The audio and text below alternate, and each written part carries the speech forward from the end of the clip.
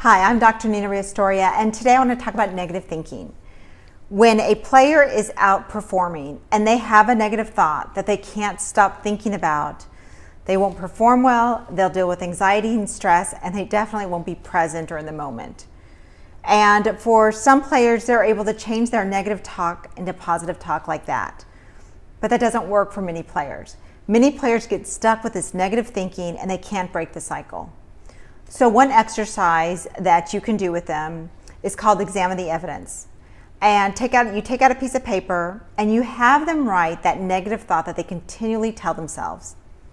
Maybe they tell themselves after a bad play, they say to themselves, I'm a horrible player.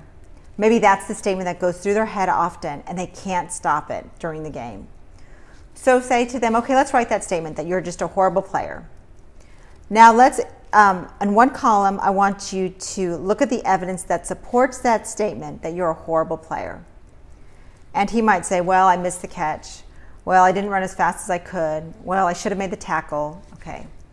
He may say a few things and then have him look at evidence that doesn't support that statement that he's a horrible player.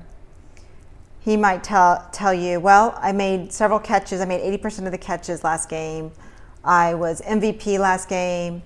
And I'm a Division I player because I did these things. And so he might be able to come up with a lot of evidence that doesn't support that statement that he's a horrible player. And that's what he needs to see. He needs to see this written down. He needs to work through that negative thought.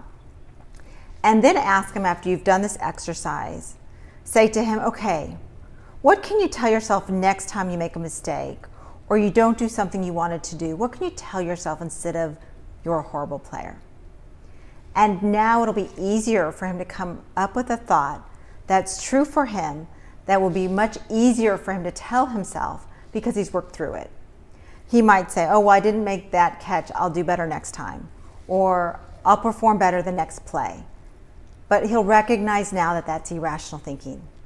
So try that exercise, examine the evidence, and see how that helps your player and your team. Good luck.